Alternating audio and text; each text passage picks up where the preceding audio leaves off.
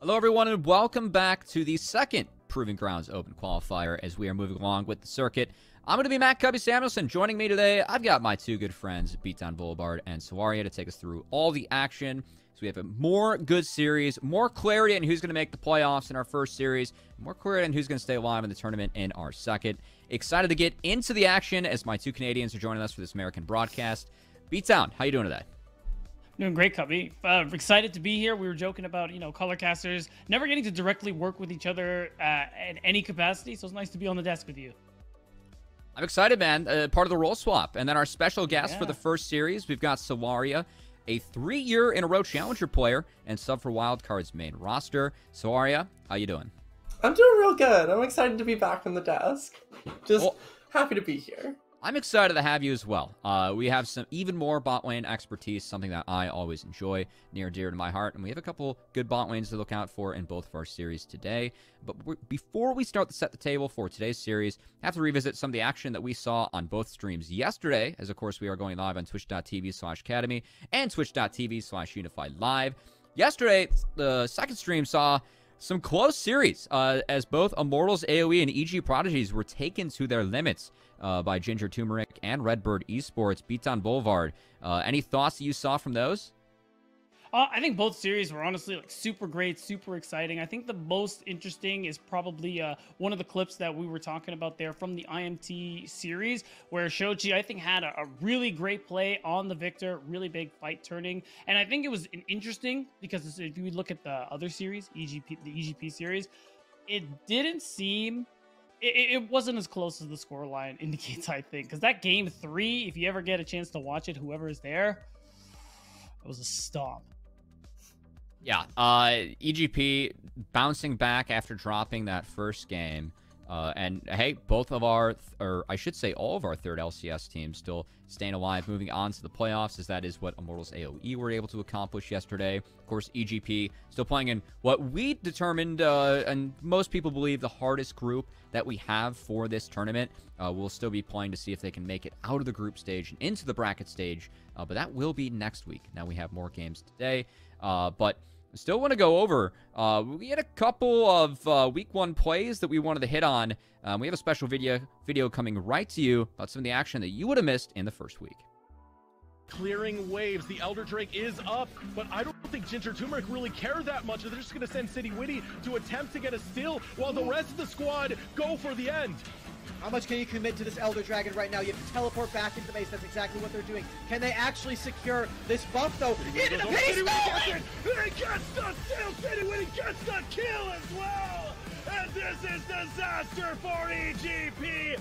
Scatter the weak are EGP, the strong are Ginger! On the other side as well, Cannon Barrage doing a huge shot to zone out. Mabud is stuck in the enemy team, but has so much healing with the Gorge. You're still unable to go down. And on the backside though, Inori is able to pick up 2. And Kenji is now getting chased down by the horse. It is Bog winning out on the fight as Avado and Kenji are the only ones still left alive on the Eagles side. Avado trying to do anything to stay alive, but he won't be able to. Tuesday with a double kill. And Inori finishing what he started here on to Kenji. A clean ace, only D-Shao going down.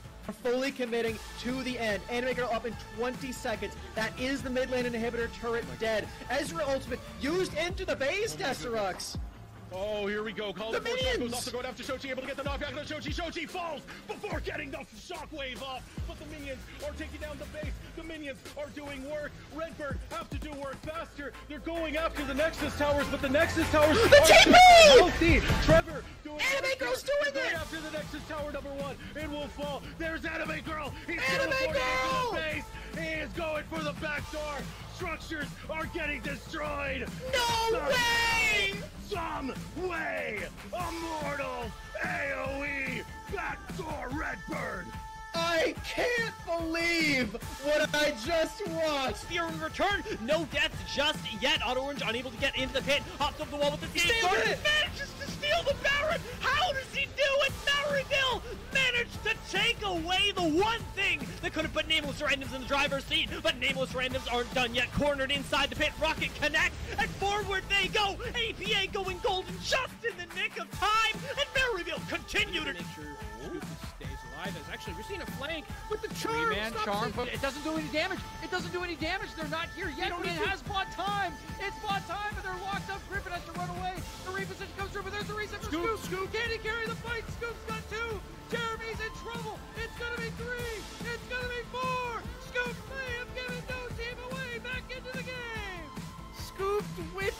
base. What a gutsy call. I don't even think matters, but what it does allow third party to do is send an extra. Oh my god! Oh my god! Samuto going for the flank! There's a flash in. Shadow Surge going in. Double stopwatch. Will it be enough? Evan RL is flashing out. All he needs to do is get a reset, and this fight can be won. Out of wit will be the sacrificial lamb, but it's a 1-for-1. And there's Munchie going in to get a second.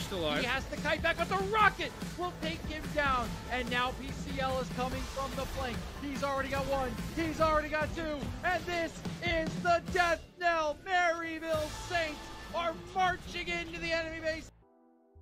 Wrapped up seeing clips of some of the teams that we are going to see playing today, but my mind already goes to some of the results that we have already seen. The base race that we have between EGP and Ginger Turmeric, those two are set to face off again, as that will be a finale matchup coming in and beat down. I know that we do want to move into some of the games today. We have to recap what we saw exactly yesterday, as you teased this clip earlier. Sochi versus Ginger Turmeric, he was essential in making sure that they were able to move on. Right, and this is a game two where Ginger Turmeric, I think, we're really starting to come into their own with this one, especially if you look at the draft that they had. It was a lot of dive and a lot of ways to allow their jungle and their AD carry to be able to put out a lot of that damage. But Shochi, one of their main opportunities, especially considering IMT were already at that soul point. Shochi, with the insane angle, comes through and turns what you saw for the first seconds was a really tight fight into a not even close. And Sawaria, that's now Immortals AoE, a team that we are going to see in the bracket stage. They have solidified their spot, them and Hunter next. What is your diagnosis of this team? What are some of the things that scare you when it comes to whoever has to go up against Immortals AoE in the next phase of the tournament? I think just the whole team scares me. I'm going to be completely honest. I mean, if I'm in this tourney, I don't want to see that team. That's the team I don't want to see. Okay. They're just consistently insane. Yeah, one of the teams that we don't want to see. The other one that I think no one else wants to see instead of Immortals AoE, that's going to be the Hunter Next squad, as they managed to 2-0 bogged a very experienced roster that we have competing in this tournament. And that solidified themselves as still being at the top of the table of amateur and still being at the top of the table of their group as they moved on as well.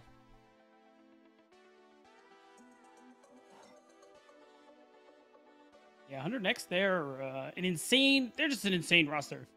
Truth be told, I think the what was it we talked about, Cubby? They've won 17 games in a row, and they are 25-1.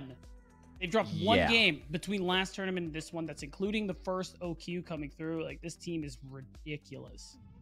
They cannot be stopped, and we're going to have to see if anyone is going to stop them, because their march towards Proving Grounds, they want that #1 seed coming out of amateur, and who can blame them? As, I mean, me covering Academy, I think this team's scary, even covering the Academy League. I'm really excited to see them go toe-to-toe with some of those teams, but we're going to have to see if anyone can knock them off their high horse here.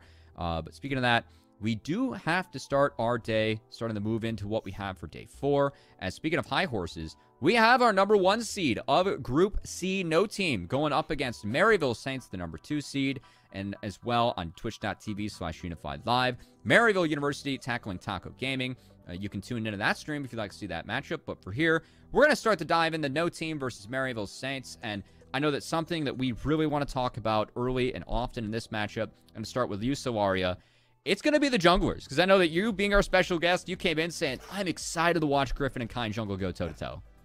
I'm just always excited to watch Griffin play, because he feels like such a core member of this team that wherever he puts his attention and his focus is the game plan of that game. That's what they want to win.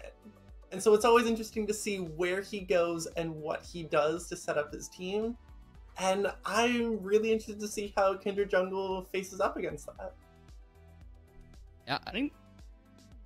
Well, I mean, BDB, I want to take words out of your mouth, but I know that the way that Griffin's been playing a lot early, it's been about attacking that bot lane for No Team.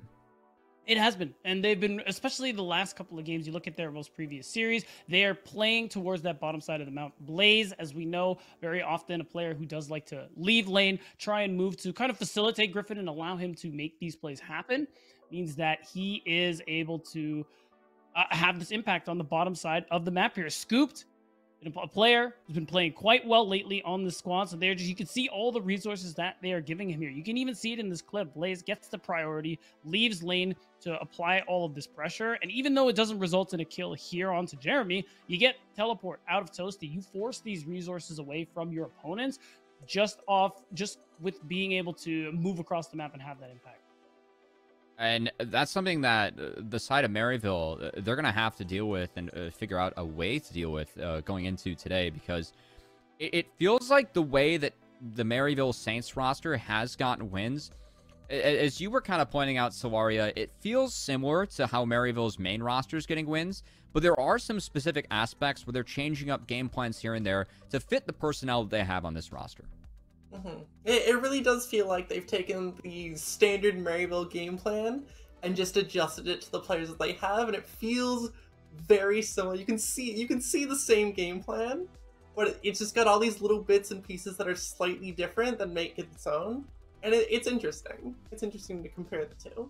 And I know that from speaking with Coach Jensen and even APA as well. I mean, he said no matter what roster you play in, it is the same system. So yeah. That is compliments to Coach Jensen, someone that I know that you worked with as well, sorry, as you were teasing before this. But BDB, kind of want your thoughts as well. What have you seen out of this squad so far in this tournament? What are some of the highlights for you? So it's interesting, too, because when we were talking about this going into the broadcast, and part of the reason why we want to kind of highlight the jungle matchup is because both Kind and Griffin at times do want to be doing similar things, but in slightly different ways. We see Griffin, when we talk about carry farming junglers, the Hecarim comes to mind. It's banned against him very, very often, and you want to remove that impact from him. And Kind, as we saw in that clip, he does play things like the Zed, although, of course, he's really good at those enablers like the Xin Zhao and assisting his laners as well. But I think both having this flexibility where, yeah, Griffin, even though he does play really aggressive early, does try to kind of buff himself up so he can carry the rest of the team. I think both of these junglers do this in just a bit of a different way. Kind jungle leans towards the more unique champions. Like, we don't see Zed jungle a lot. And you even mentioned Cubby because we saw the Zac yesterday. So it's a champ that Kind also likes to play, and it's definitely a unique one that teams usually aren't ready for. I always love the historical throwbacks, and Zac for me, that's a personal favorite that we saw in yesterday's series. If you guys, I know I missed some of the games yesterday. I believe that was on the second stream. Gluten-Free Panda, GFP, playing that to a win. And Solari, I know the jungle pool is something that you were taking an in-depth look at before we dove into this series. It is a bit different. I think so far in this tournament, the only pick that you said they shared, we know the Hecarim is shared, but that's oftentimes banned away from Griffin. The other pick being the Olaf. So that is something where we could see a bit of discrepancies coming out from each of these teams. Yeah, I mean, I think it's interesting that the only shared pick is Olaf, because Olaf's not a pick you really see a lot anyway. But both junglers have such a unique pool that I don't think they really share too much in what they want to play. So it'll be interesting to see what kind of answers we get. If someone picks jungle first, what do they play into it? So I think we could see some really interesting picks this series. Especially with a clash of styles, I think that CS per minute out of both these junglers really defines the big difference in this team. Kind jungle, oftentimes playing for laners. Griffin, especially Blaze, really playing to make sure that Griffin is set up for success. Now, before we get into more of our thoughts and some maybe definitive predictions that we have before we throw it over to our wonderful casters, do want to get the predictions up for everyone that is not joining us on the air today or maybe on different streams, as we asked our entire team to see what's going on. And I have to say, for this first series, of course, NFT versus Maryville Saints, it feels like all the casters are very strongly for NFT, except for one that we have on the desk as Beatdown. You've actually got Maryville Saints. I do. And the interesting thing about that, too, is kind of the point that you guys hearkened towards earlier on. Even though it is not the same roster as, of course, the Maryville that you're used to, especially if you look down where everyone is favoring them. It is that same system, and you see a lot of that team in what Maryville Saints wants to do. And I think that they will be able to actually get the win here just because of how they want to try and play this game out. And it's going to be an interesting one, too, for Maryville Saints, how they, if they can continue to succeed in this tournament, because a fun fact that I know surprised you, Cubby, and Solaria, that Maryville Saints actually have the majority of the, actually not the majority, they have all the points that Maryville gained in the last tournament because 3 of the 5 players are on this Maryville roster. So even being able to make it to that playoff bracket stage should be giving them considerable enough points, and we know how important that is for Proving Grounds qualification. That surprised me coming in. I did not know that. I thought that was with the main squad, but it's actually with this squad, and as you highlighted, very important moving forward considering those PG points. Also have to highlight, Rebel Fox, our cover caster on the day, 100%, he's 12 for 12. So, I mean, I feel like that King Crown, not only leading all the casters, but also just going full rub-out mode and predicting everything, also has Maryville for this one. Now, I do want to get your thoughts. Before I dive into your thoughts and predictions, we do have more special guests that are going to appear on the stream as, well, we have to figure out who Grapes Dog Moochie selected to pick win this first series.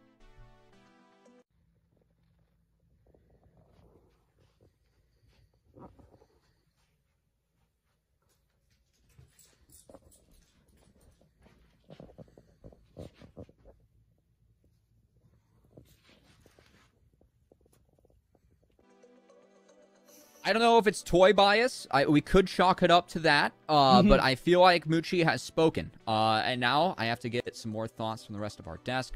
Beatdown Boulevard, it's already been somewhat spoiled. You've got Maryville Saints, but Solaria, your prediction has yet to be spoiled. And I think it's about time that you throw it up for the rest of us. Who did you end up taking for this series? So, interesting. Actually, I don't think it's that interesting enough. I think it's pretty easy to guess who I'm for. I'm for 2-0 no team. Okay, just the 2-0 no team, no explanation. Not gonna elaborate. Anything? I think it's gonna be a pretty clean series for them. I think it'll be pretty clean, very simple games.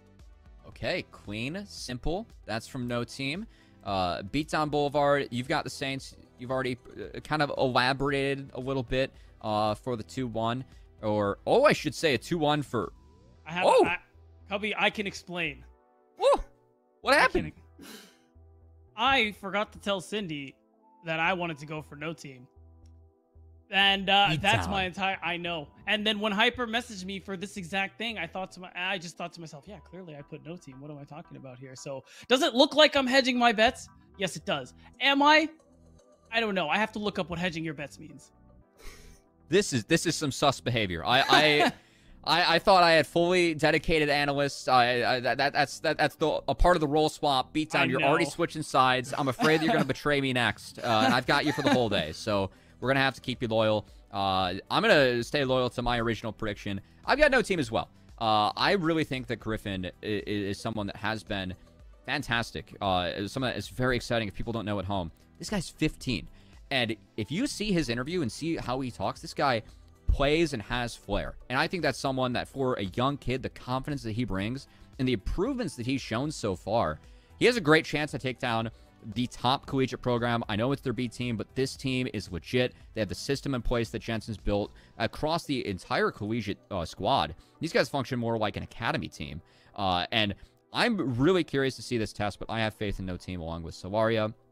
I know that we have 1 minute left. I do want to set up, I know we've talked a lot about our junglers, but Solaria, you, of course, having that expertise, being that support challenger player. We talked a lot about Scooped and now Jizuka going up against Evan and the Maryville Saints on the bot side. What are you expecting for that bot lane matchup? Are there any picks coming through? Do you have any draft teasers that you might want to give us? Any picks that you're really looking out for? I know Jinx has been big for Scooped. So this is gonna be a throwback to the first stream that I was on for PG. Okay. I want to see an Ashe. I think Ashe will get picked. They get buffed. Arrow's been spamming it in Champs queue. Ashe is disgustingly good. Most people have caught on. It's starting to get there. I think Ashe is crazy good. Okay, Evan RL, a historic Ashe player. Beatdown, any closing thoughts before we get it over to our casters? I don't think we're gonna see. I think we'll see the Olaf come through for Griffin, because even though it's the only shared champion between junglers, I don't think it's something they're gonna ban away, especially when you have to consider getting rid of something like the Hack Room. We saw no team go for the Soraka mid. I bet maybe they'll try that one again, because that was spicy. Hey, Ashe, Olaf, you could level 1 Kingdom. But we're gonna have to let the team decide the action as we are out of time, and it's time for us to get over to Travesty and Rebel for our first series of the day. Thank you so much, Jens, for that amazing desk that came out here. I'm Travesty, as was talking about, I think, do I refer to you as King Rebel here, or what do I refer to you as, Rebel? I think accurate guesser, like GeoGuessr, is a title that I think a lot of people can absorb. I don't know where the crown came from, but obviously, like the predictions that all of us make, they're based on a number of facts and a number of very kind of super analytical predictions, as Beatdown showed you on the desk, just how important it is to really do your information. I decree that we take all of his points away if he's wrong today, just to punish him even worse. Like, if Maryville Saints come out with the victory, he is deducted all the points and becomes last place immediately. You heard the decree from the faithful of Maryville. That's what I like to hear, Rebel. But hey, look, we got some ready action for ourselves coming up. No Team Maryville Saints. This is going to be a fun matchup here between two squads looking to prove themselves here. Yeah, we're excited to see, I think, just how good the rest of this Group C is. Coming into this one, No Team, I think, had a pretty clear, in terms of performance from previous splits, performance of the team. They were, I think, pretty clearly the #1 in the group, and we were trying to, kind of shift through the other three and figure out who was going to come out on top. Maryville came out with a pretty decent victory against third party just the other week, and so now they get to test their mettle against another one in the group. And of course, it's one that's favored, I think, for No Team, as our analyst showed, as a bunch of people would probably understand. But that doesn't mean that there's no firepower here. That doesn't mean that this isn't going to be a banger of a match, because I think there's a lot more excitement than what meets the eye. Bro, this is called proving grounds, right? Like, this is where you prove your mettle and whatnot. I think Saints definitely have this that they want to prove. They are wanting to come out here and show everybody, yo, hey, we're the Saints. We're out here claiming lives. They already have, as Beatdown mentioned on the desk, they have all the points that they earned from the previous qualifier. So this is a squad here that is looking to push themselves forward further into this competition. And what a statement it would be if they're able to take on No Team here. Yeah, again, when the expectations of No Team being like a top 4 squad inside of all of amateur right now, for them to have to take on a team like the Saints, it feels like there's a lot more proof to the Saints beating them than them beating the Saints. They beat the Saints, and all of a sudden, No Team did exactly what they were supposed to do. You don't beat the Saints, and it's like, oh man, like, okay, the Saints are really good. Maybe NFT's not that great, especially after a departure way too early from the previous tournament, when they stepped out of playoffs, I think earlier than they would have wanted to, than anyone might have expected them to, given how highly touted that the roster really was. I think it's understandable that they really want to take this win in a very clean fashion, and so I expect them to come out with a game plan that really solidifies their victory. Come off to a strong statement in game #1 for exactly that reason.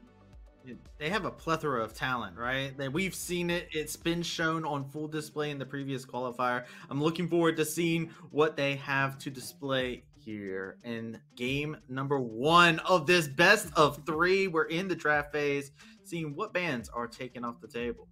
Yeah, the places that we're looking, obviously, I think there's going to be a chess match going on between junglers and trying to figure out what both sides would like to play for a game like this. But already we're seeing a focus that we went to, which is bot sides. I feel like in both situations, for No Team and for Maryville Saints, when it comes down to like the meat and potatoes of what a composition and what they want to do in the late game, when it comes to who do they want to set up for a 5-on-5, that's not going to be anybody except Everl and Scoop. Scoop specifically has had a ridiculous amount of pressure thrown down into the bottom lane, especially against Wildcard in the previous week. But this bottom lane matchup could be really interesting if we don't get a bunch of excitement to kick things off, right? We don't expect that. Kind Jungle likes to gank. Griffin obviously likes to have some dominating play as well, and there's plenty of talent in the solo lanes as well. But if this game does get out to a dogfight and we get to a 40-minute match, you can bet that these two players are the ones that are going to be on your screens the most, the ones we're watching for every bit of information we can collect.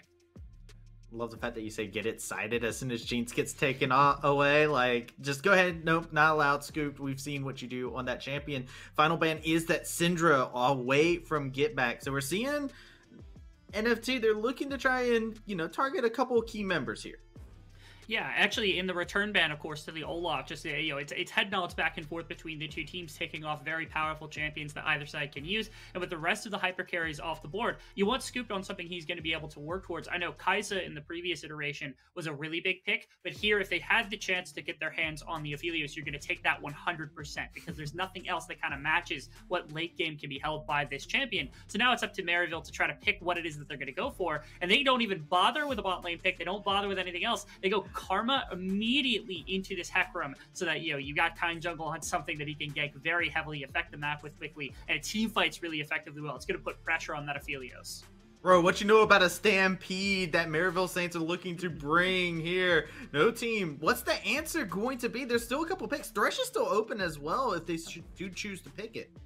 It's a reasonable grab, but then you have the possibility of what happens if Karma gets flexed down into the support role for Zyko, or not even flex, I mean just taken down into the support role for Zyko, because then you got this massive wave clear advantage, and especially with an Aphelios, if you go for the Thresh, yes, you have safety, but you risk the level 1 going so poorly that all of a sudden you lose complete control until your first pack, and even that might not actually save things, especially when, you know, you have Evan RL, and he's been known to play things like Ashe, which our desk talked about a little bit. Misfortune's another really big one for some lane stomping potential.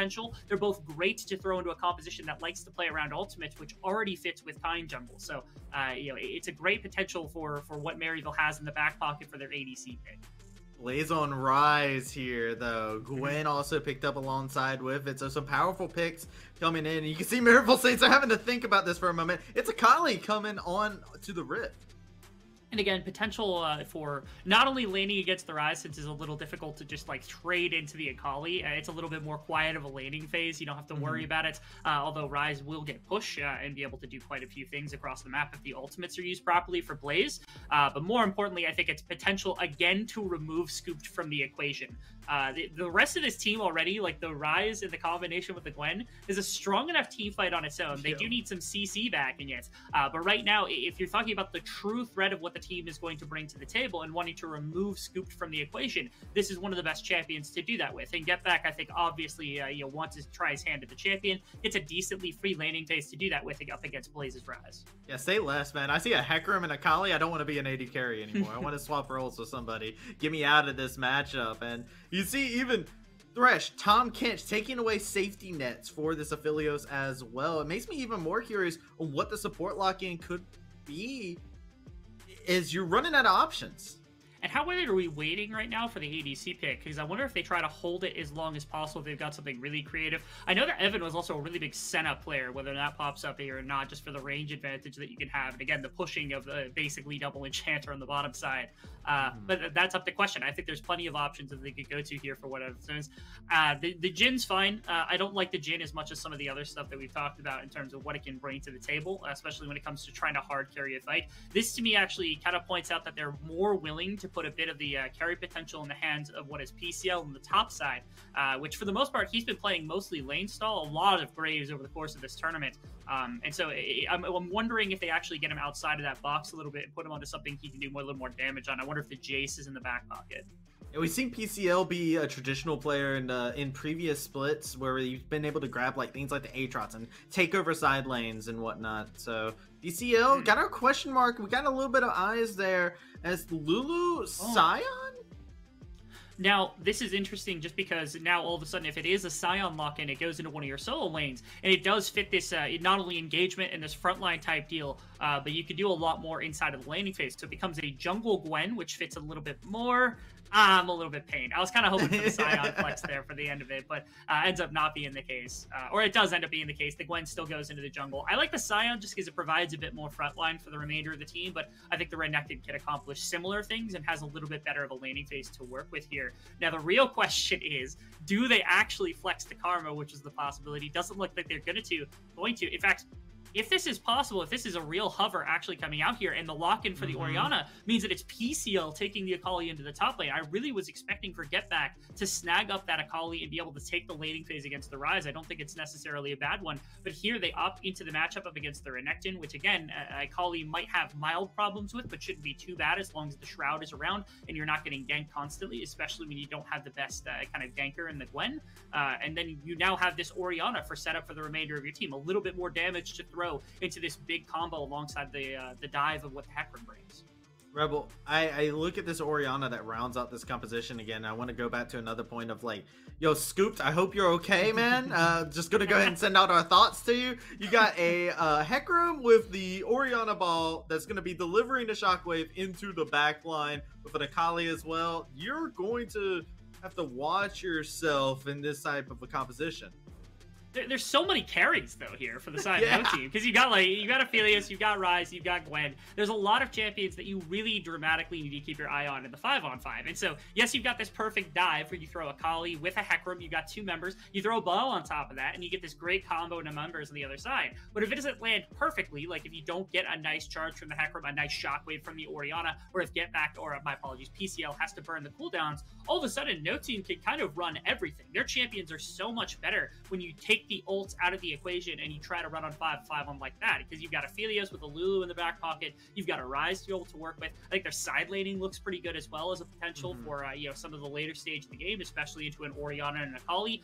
So I feel like this is actually a game where like no team doesn't necessarily have to play the game that Maryville wants them to play. So we talked about it before this whole thing started. It's about Maryville getting the volley started and trying to get a lob over top of the nets to make sure that there's some kind of return from no team, and that return is what we're watching for. Although in this case, I think they can just put down the racket and not play the game. They can go play table tennis instead, something like that. Just switch it up completely, just alternate, and that's the game they play. They say, hey, come back over to our table. We're playing something different here. Tennis, we're going over to the table tennis here and start getting those ping pong balls going. And no team has a very interesting thing going for them. An interesting dynamic that you touched on is the fact that this is a multi-threat composition that's in here for this comp. And honestly, I look at every single one of these players, every single one of them can pilot to these champions and be such a huge threat on the map.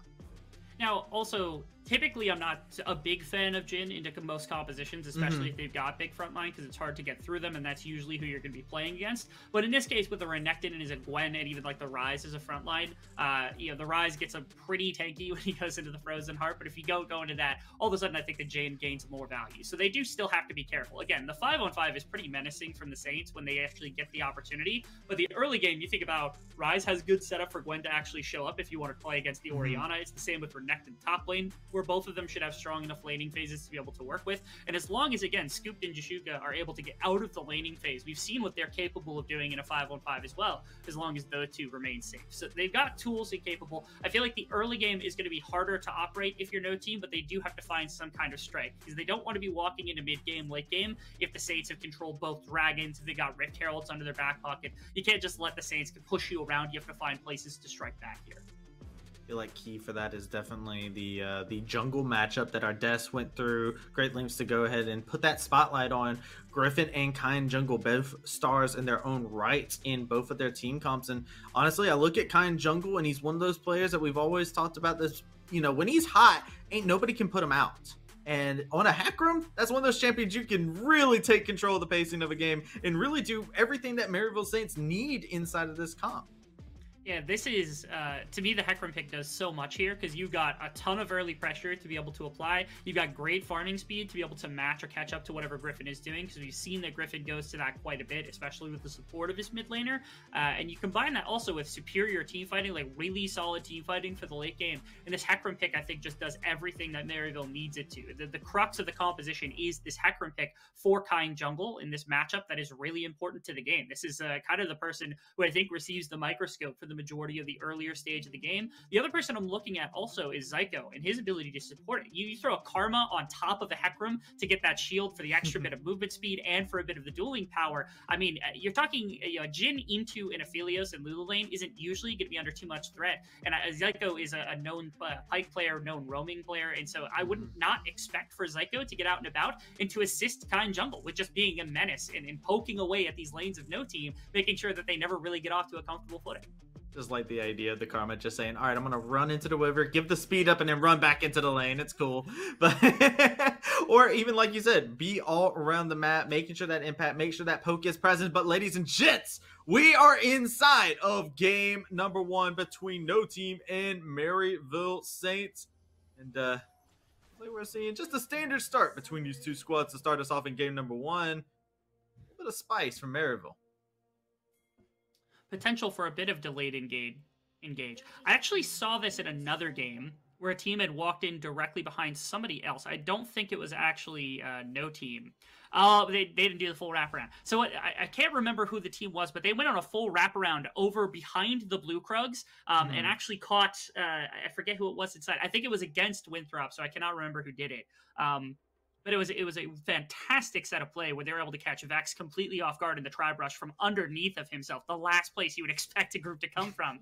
But Maryville actually is able to see this out. They see that nobody really goes for that the defense of like the close mid side on the bottom on blue side, because the support usually will run up bot lane to make sure that that 5-man sweep on bot side doesn't come through. And so it's a quick punish to be able to receive a lot of information on Griffin's starting area where he decides to path afterwards. And there's no information on this from no team. They don't know that this is coming out, and there's no revenge information either. So that means that Kind can kind of tailor the initial clear speed if he wants to match what it is that's going to be starting here for Griffin.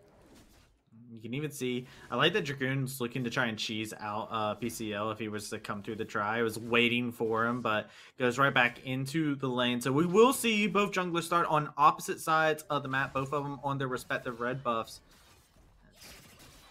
They continue to make their way, as these are the players that we're kind of keeping our spotlight, our eyes on, especially in this early game, to start seeing how things evolve.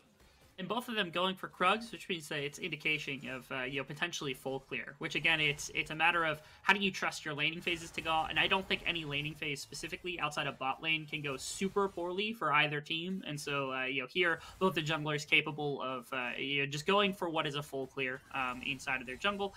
Kind jungle's the one that I think needs to get more active. Obviously, we talked about the Hecarim having a bit more of the ability to do so in the earlier stage of the game. So let's see if that's actually a setup. But again, Evan RL and Zyko are also two I'm keeping the eye on, specifically whether or not Zyko can get out of the laning phase quickly to make an impact somewhere else on the map, whether skirmishing power comes through. We also talked about Blaze being able to support Griffin quite a bit. So I'm watching the mid wave, and it looks like Blaze has quite a bit of a push in the immediate lane state, which means, he's going to go for a back instead of anything else. Probably just wants the tier, and he's going to TP back, be ready for anything else that can come about. Get that cheater back in, and we'll be enjoying the extra resources that they'll be able to utilize inside this lane. Is, like you were talking about, Get Back could be a very interesting member inside this team. Good and dynamic to have. What just happened top lane? Hello? I have no idea. PCL's not even half health. Yeah, he ignited and caught him. That was pre-6 PCL. That was through flash, too. How in the world? Oh, it's underneath the tower. What do you want to bet he takes a tower shot right here? It was an E snuck through the minion. I think he took a tower shot as well, so Dragoon just took too much damage. The ignite went down through the shroud, and that's all that was necessary. Dragoon just got nothing back. Perfect play from PCL to sneak that shuriken flip. And we talked about how PCL has mostly been just like a lane salvage for the most part, been on the graves and things that don't have to really receive all that much to be useful or at least be effective inside of a game. But right there, showing some individual prowess. We're getting a little bit of the Pycan lane version of this guy. PCL, he's shown it multiple times in the past, starting to get a little bit comfortable, and it's starting to show. It'd be a worrisome trend if that is to continue. As Maryville Saints, that opens him up. Kind Jungle can kind of move around the map as he pleases. Has gotten the first back off for both these junglers. Tier 2 boots on one end and a sheen for the Hecarim, as they are looking to just go back to their Krugs and possibly look for some revenge.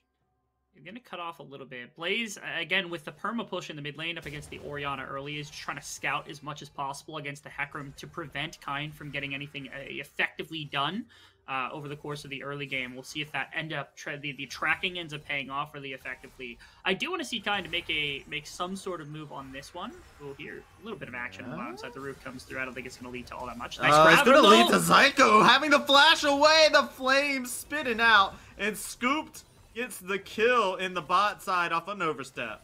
Just way too far in for Zyko right there. Not to mention the Graviton was ready for Scoop. So as soon as that ability had come out, it was immediate that the Binding Eclipse was going to be used to lock him in place. Too far in for Zyko, even after the Flash and the Ignite were burnt.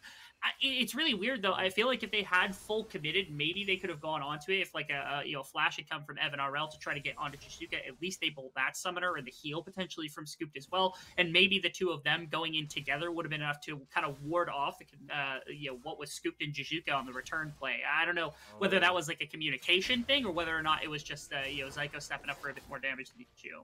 Without PCL in the midst of a gank, does not have flash, didn't take it, didn't think he'd need it, but the scissors are chopping away all the same. Griffin finds the kill off the gank in the top lane.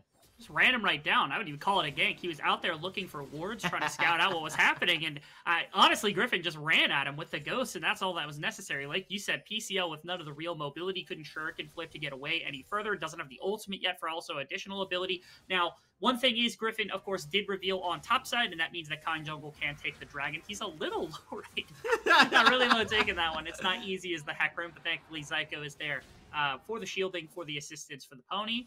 That means they're going to be able to snag up the first dragon of the game in exchange for the couple of kills that went over. So Maryville Saints, they look to apply pressure. Scoop didn't back there either. He faked the back, so he's going to sit at half HP and just try to chunt this down. That's a feels bad. That's a tilter for Evan RL. It really is. Jizuka poking away, just making sure that Avanar feels the brunt of the force. You know, if his ADC can't back, then neither can yours. He says to Zyko, I suppose. They're gonna catch out Scoop, stop that one as well. The hovering is here as well from Kind Jungle in case they're baiting for something. And so Griffin, he's stepping up, and both sides know that they need the support of the jungler in order to get out of this. So we might see a 3v3 scrap. Kind of just hoping everybody gets out okay, because I sense it's not going to be the case. Scooped is at half HP, is going to be fine. All three members look across the table at each other and say, you know what? It's cool. We'll just have a shove come in. Maryville Saints, they have the power, so the shove will eventually be in the favor of the Saints. I think there was an angle for, you know, if Kind Jungle had been able to tag the Ghost a little bit faster to be able to run into that fight, there was an angle onto Scooped who had no flash with the ultimate because Kind Jungle had just hit 6. So I have to give a bunch of praise over to Jishuka, who hit a fantastic Glitter Lance to slow the approach of Kind Jungle before he got in range, where that Ghost and that E was a menace to be able to drop an ultimate and then push Scoop back into the opposing team. That could have really cost them, because that would have meant Scoop went down, Jizuka probably wouldn't have been able to assist. Griffin wasn't, I don't know if he was level 6 or just about level 6 at the time, so it's possible that 3v3 goes very poorly if they lose the ADC right off the front end, especially with the fear coming in afterwards to prevent the immediate follow-up. So, you know, props to Jizuka being able to tag that one, slowing down that pace, and eventually everybody just hits the back and go buy items. I also like the control to see, oh, there's a Hecarim that's 6. Oh no, we're not fighting this. Saints are just trying to find their angle. Zyko is moving around the map on this Karma, has tried to visit this mid lane multiple times now, but is at a standstill. They're slaying the minions. They're meeting dead center each time now. They are. Ooh. Back and forth a little bit. I know Blaze doesn't want to take the full ultimate. Shuka's just kind of hovering the area. And if you notice, of course, the Rift Herald is already down on the map. The support is there potentially. But it is just Griffin soloing it. And PCL has the first move off the top wave. Actually going to commit onto him. Again, trying to see if he can catch him out. The Shroud is going to be able to keep him safe for a bit. He is blessed up, camouflage, but here it is. No Arc is still trying to be able to find him. They cannot get a hold of PCL. And the rest of the team, Maryville Saints, is going to retreat to the safety of the mid lane. This is no team grabbing the Herald. The flash got burnt here from Jisuka because they had an engagement into him in the river as well, so has to burn that one to get away. It also looks like bottom lane there was a scrap between Scooped and Evan RL that went the way of Scooped, which pushed him out of lane as well, so it could be a crashed wave. But ultimately, again, with the loss of cooldowns as well as a bit of the health bar from PCL, it shoved him out from the fight, and that meant a 3v4. You can't really take that, especially with, like, Jizuka wasn't quite level 6, but obviously if you have the level 6, that's definitely not winning. But with the rest of the members there, even if you sack the mid wave, you're completely comfortable because you can't contest it. They just take the Rift Herald and they walk away. So Maryville decides to pull off all aggression. They end up not really pushing that many minions under mid wave, and Evan RL just gets the back for free off the bounce from Scooped. So ultimately just a really great play from no team. If there had been a force that caused the death of the Lulu, maybe the Saints actually get to accomplish something right there. But for the most part, no team. Just again, leveraging around their jungler, leveraging around a fair amount of the power that they've got in the early game to try to control things. We talked about how, again, MU Saints have this amazing 5-on-5. They did grab the first dragon, so to me, their win condition now becomes how do we stack further dragons without giving up too much gold so that we have enough of a chance in a 5-on-5 to when we can drive them into forcing around 2nd, 3rd break, 4th break territory, that all of a sudden we can actually flip this game. In about 45 seconds, we will have the answer to what Maryville Saints think that they're going to do. And they're already prepping it. They have everything set up for them to look for something cheeky down here into the bot side, but this wave shoved in the way it is. Hecarim getting this buy here is going to be huge, as it's another component for himself. Nothing else to be of avail. Hecarim's actually going towards the top side of their jungle with Dragon coming up. Yeah, it's of interest to whether or not they're going to try to punish up against the Renekton, just as an attempt to try to prevent there being a location for Griffin to really drop the Rift Herald. Because I think bottom lane isn't really a great position. You're going to have to use it from so far out that I don't know that Evan RL and Zeko actually let it get to the tower. If it does, it's definitely not getting more than 2 plates. And you can get 2 plates in the mid lane, but I feel like, again, Kind Jungle is close enough on the collapse. You got Evan RL and Zeko's faster off the wave, of course, rather than Jasuka. So again, it's not a great place to drop it. Griffin, of course, he fancies his chances down here. The best I think they could do is dropping it to get 2 plates while getting the dragon, all in the time when Kind Jungle is now clearing downward, but they're not doing it right now. Griffin is instead looking for a mid lane play. Is possibly going to find it. Get Back does have the shockwave available. So keep our eyes in that mid lane skirmish between the two, as there's a little bit of a scrap in the bot side as well. Dragoon looking to take out PCL. This could be a possible solo kill. The Dominus has been popped, and Dragoon, can he find it? Flawless execution. PCL playing with the fog of war. Dragoon seeing if he can call his bluff. Dash forward, slice and dice the HP bar, and that is a solo kill for Dragoon. He did not want the smoke when the empowered auto was held by PCL right there. Both of them were just at a little bit of a standstill. But that's a huge play because now it gives an opportunity for Griffin to make this play topside. That's the whole reason Kind Jungle kind of packed from top into bot, was to prevent this exact play from happening. But the one-on-one, this time going the way of Dragoon, a little bit of revenge for that initial first blood. Now next, first turret for no team. This gold advantage that they're looking for. Yes, they give up second dragon, but if MU Saints don't have the gold to be able to match what no team's got in their back pocket for the 5-on-5 fight, it doesn't matter if you can force them into it. This is gonna be so much just taken away as 2 towers off the play, and you know PCL is cursing that dreaded Hexblade over that Hexstreaker over into the top side, not enjoying that purchase at all. And now all of a sudden Dragoon has a lot of gold in his pocket and is a huge side lane threat. That made the most significant of differences, right? I think it was less than 100 health that was held by Dragoon when the empowered auto was held by PCL, and that would have been enough to do him in. But had he not had the magic resist from that, had he not had like the Hex Shrinker shield either, that almost certainly would have just been a solo kill from PCL. So props to Dragoon, of course, the build coming out a little bit quickly, making sure to take the fight when he can up against the Akali to ensure, they slow it down. And again, making a perfectly timed play to set up for Griffin to be able to come up to the top side, and drops a bunch of gold. That's a bunch into the pockets of both the Renekton and the Gwen, who are 2 of the really important members, I think, for the team fight that they want to make, because they're 2 of the frontliners, and they have a bunch of damage to be able to throw into, be it Kind Jungle, PCL, whoever comes in. Back to the spot lane, you can see it's just been a farm fest between Evan RL and Scooped in this situation too, which you gotta think for the Aphelios, he doesn't mind this whatsoever. No, he's perfectly happy with this situation. Yeah, this is, it's a place where, like, Maryville, the thing they've got going for them, obviously, is their dragon stacking, but everything else is really going the way of no team. The only other thing is, like, the Orianna is untouched in the mid lane, so, some nasty shockwaves could really do some damage inside of big fights if they're able to force them in the midst of this mid game, but that's pretty much all you've got going for you. Again, Aphelios goes untouched, that means Scooped gets into, like, first, second item territory relatively freely. What an ultimate! They're looking for it, but Griffin coming in from the side, looking to cut any advantages they have down to sides. Get back. The fear comes in clutch. Griffin now getting chased down. Kind Jungle is finding punishment for trying to find a kill. Traded, but is going to be just the members of Maryville Saints. Back under the tower, back to the fountain, back to resuscitate their HP bars after that trade. And it's huge from Griffin to be able to make a counter gank happen right there, because obviously Get Back was getting close to being able to full solo out Blaze with just one combo coming through. Again, just not enough, and it would have been enough to force back Kind Jungle, but the jump in over the Raptor wall to kind of cut off the rest of it, to be able to, I guess, snip this play in half and force Kind Jungle for making a dive under the turrets to get a kill onto Blaze, because it would have just been traded back, and you don't really want that to happen here on the side of Maryville. So, yes, the defense is made very well. They burn the summoners on both sides, at least the Flash on the side of, no team. But ultimately, again, it's aggression for the Saints that isn't able to be capitalized into anything. Their early game really is all these dragons. That's what they've got to show for it.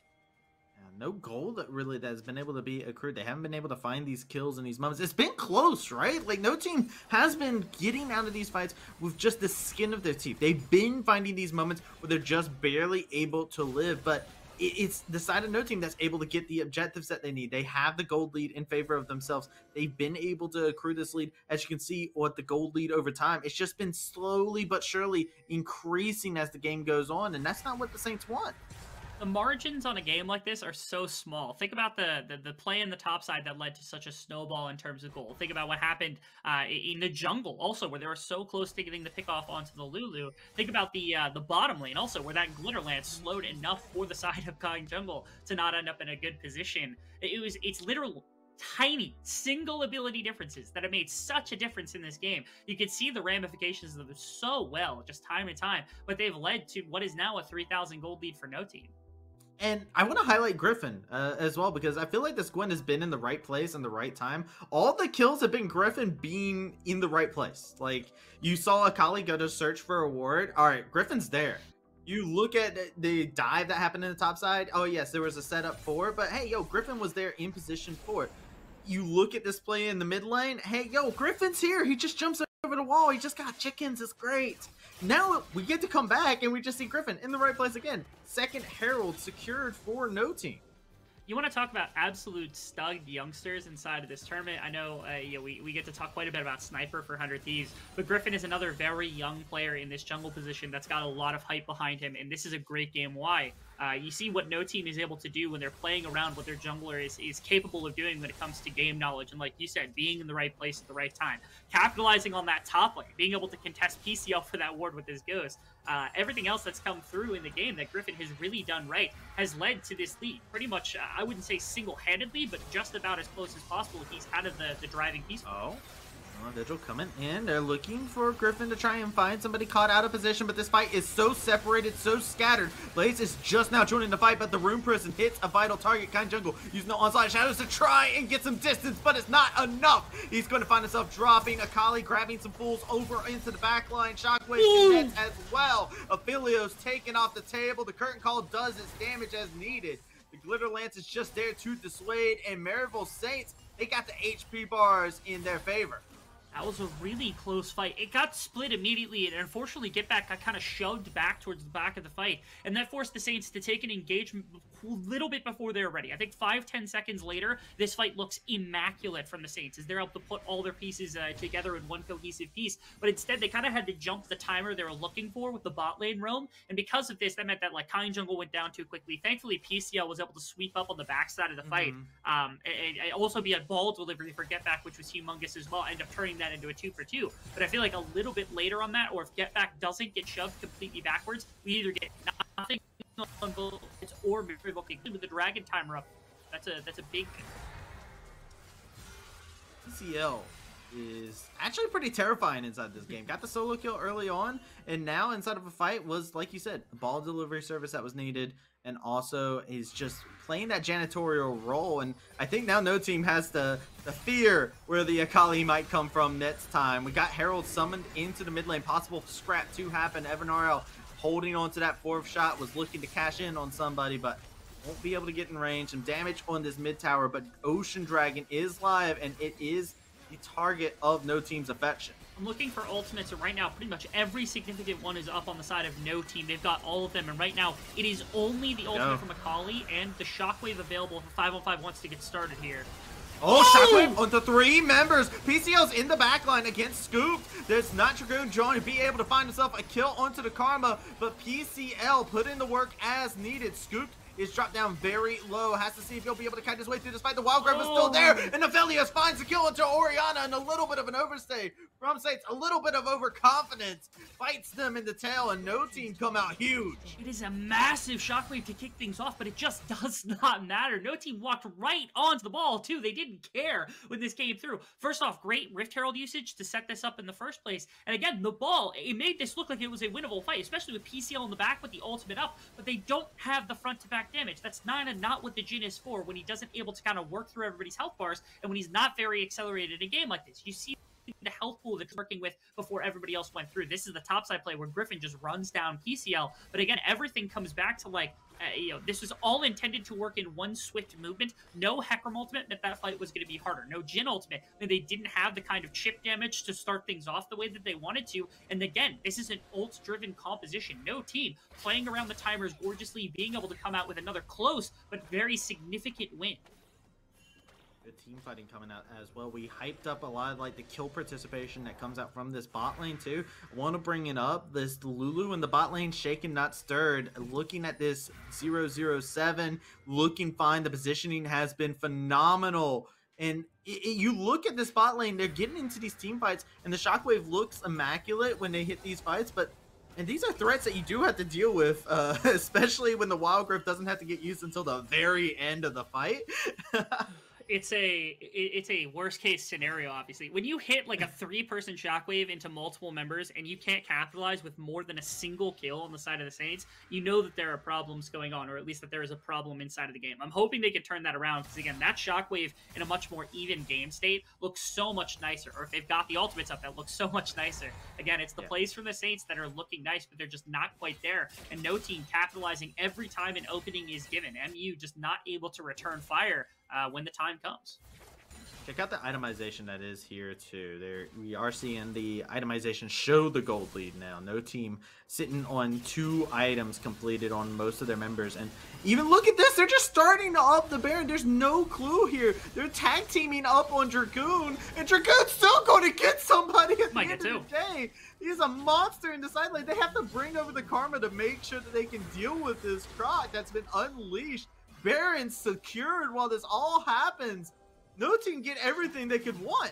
I think that ends up being just a map misread. If it's not a map misread and they're like, okay, we just need to punish on the other side of the map, the fact that Dragoon still traded is just, again, that's debilitating for the side of the Saints. They weren't able to make anything happen that they wanted to right there. They lose just about everything on the map. And the best case scenario for you is that, of course, no team isn't able to really push. I guess, like, mid tower is on the inner one. The bottom tower is almost certainly going down, so you're at least losing that gold. But you're definitely losing the second break in 1 minute and 40 seconds off just the back of this Baron push. And that means that your dragon stacking condition is out the window for being able to force a 5-on-5 fight. So the Saints now, the one way that they were supposed to be able to compete in a game like this is by forcing in a 5-on-5 against no team squad that isn't as well suited for it if they get tagged this splendid early or if the affiliates lead.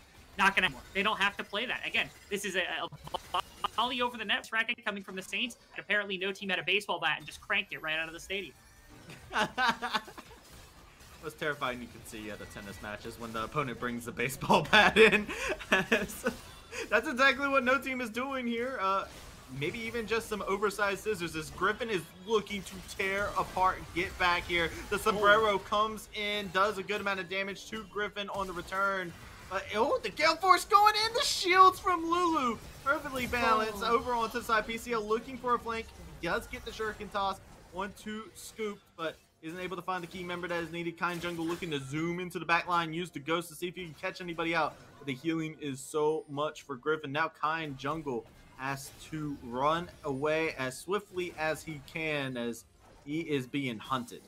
There's if you go back on game tape and you watch a game like this, there are highlight plays from everybody. Dragoon has had some really great moments. Griffin has had a ton of great moments. But I think quietly, Jashuka has been my favorite player in this game. Just by shielding, hitting glitter lances on the perfect target, being positioned in fights to not go down, but to still be a target valuable enough for the Saints to commit resources to. The Lulu has been such a pest for this Saints roster since basically minute 5 of the game, and it's such a masterclass performance, I think, from Jashuka. Normally, Scooped, I think, pulls a lot more of my attention to the bottom lane, so it's really nice to see Jashuka stepping up in a game like this.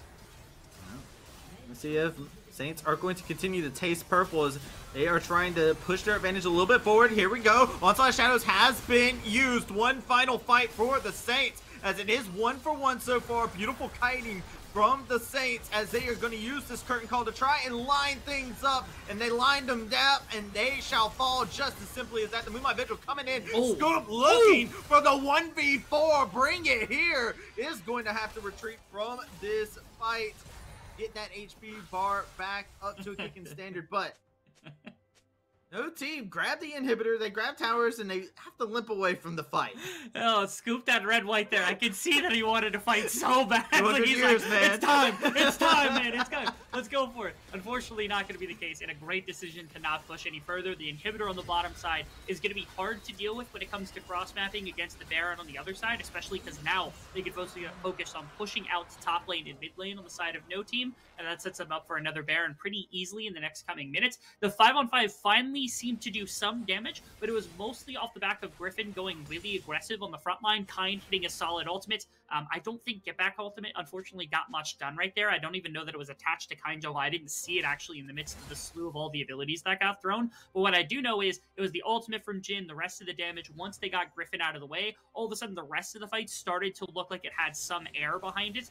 But unfortunately, we're a little late in the game for that kind of thing to really make that much of a difference. They're down 8,000 gold. A fight where you win, I think like it was 3-2, maybe 3-1, something at the very end, is not going to cut it when the other team has full control of the Baron side of the map. It feels like the balloon just deflated after you filled it up with the air. They got to figure out a way to tie it into a knot and be able to carry on with this like fights like that. But unfortunately, Saints, they're at a point where they're losing a lot to be able to get dubs like that. And you can see it here. They're forced to play defensive. Kind, Jungle, and Zyko are over here in the side looking to try and catch on to this Renekton, but they get memories of what happened the last time they had a 1v2 against this Renekton. And then more members start to show up. They're like, yo, we're not about it. Now, also, I think at the beginning of the game, we talked a little bit about what would happen if we ended up at like the 40-minute mark, or even at the 30-minute mark. I think we're getting some visions of it. And when you're talking about a game like this between Scooped and Everall, I think Scooped has had really good performances on carries and has the better champion for it. Let's see if he can do it in this fight. Onslaught of Shadows. They catch Griffin out onto the side. Wild Growth has been used. Griffin is going to find himself getting dropped. A 1-for-1 tower has been secured. Curtain Call coming in, doing critical amount of damage. PCL goes down, and a nice body block to secure it. But there's a shockwave beautifully executed upon, and it is no team losing member after member. This time Zyko trying to pursue, but yet again a Glitterland stuffs their effort.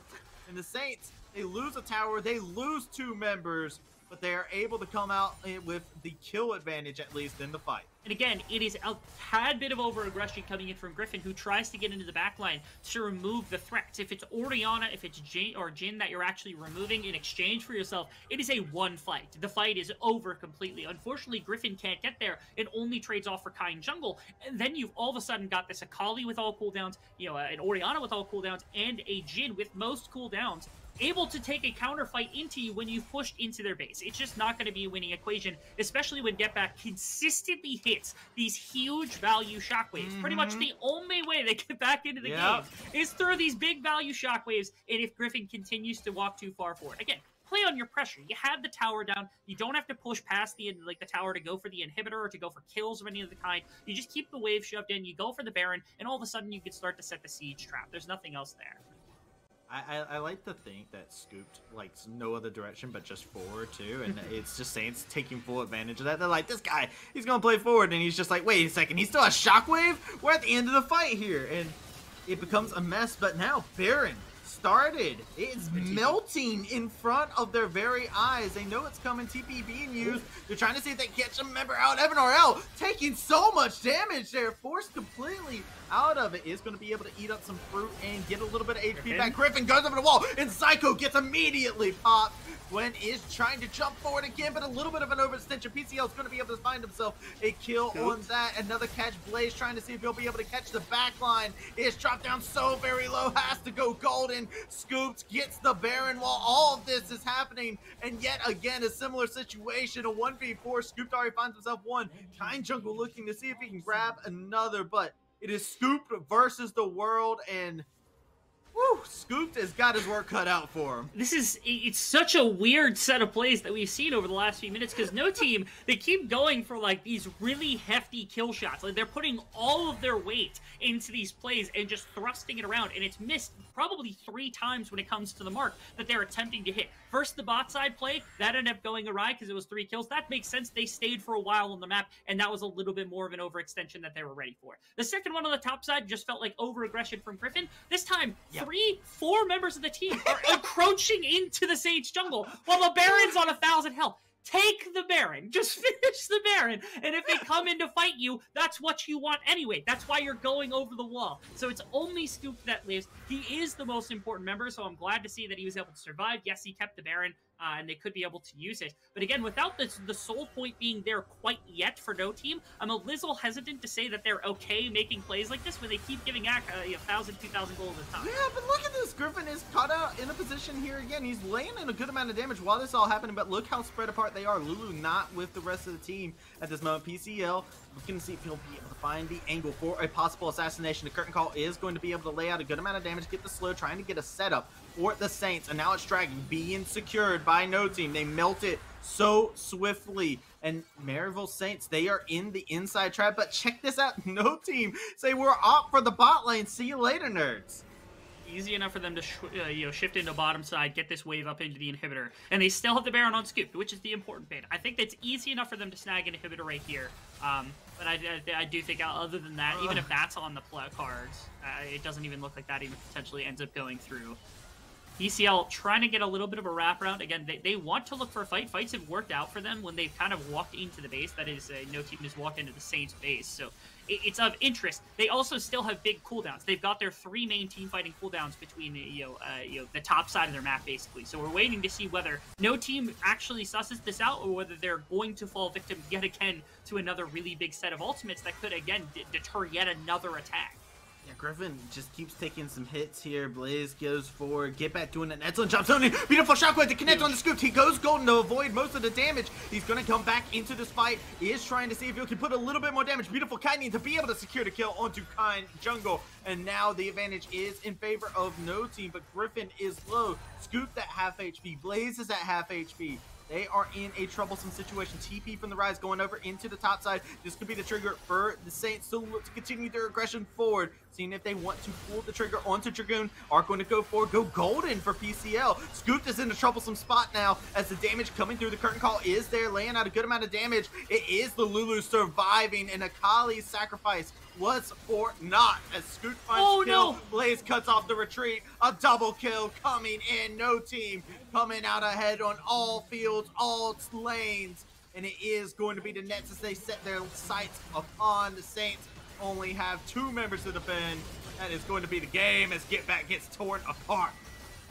Wait to see, because there's no base defense, I think, to be had. This is at best going to stall the game a little bit longer. You can see how quickly the horse went down, unfortunately, to the scissors. That was the Saints a couple of times at the end of the game. They were looking for big ultimates. Another massive one from Get Back. Kind of go in.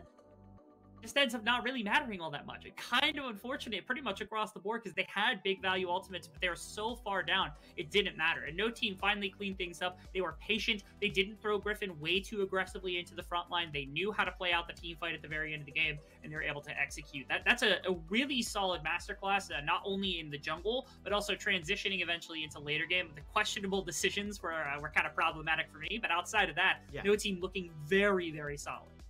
Yeah, looked solid in being able to scrap, take those skirmishes. A lot of the members, I think he said it perfectly, where this was like a highlight reel for every single player. I think every single player had their moment that they stood out, especially Scooped in the late game. You saw the Lulu just being consistent. I mean, honestly, no team did a fantastic job in that. The decision making, like you said, though, is where we start drawing a question mark of a little bit of overzealousness coming up from this squad, and possibly an advantage for Saints to take care of.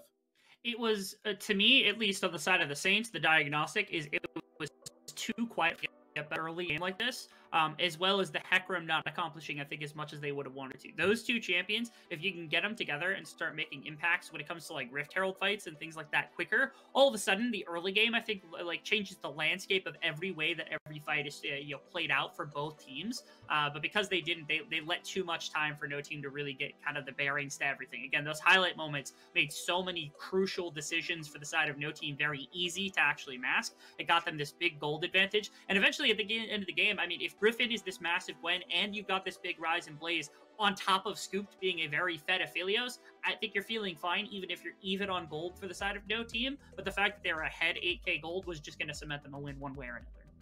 We can talk about this all day, but we got ourselves a fantastic desk that's ready to chomp into this game number 1 and get us prepped for game number 2. So take it on away, desk.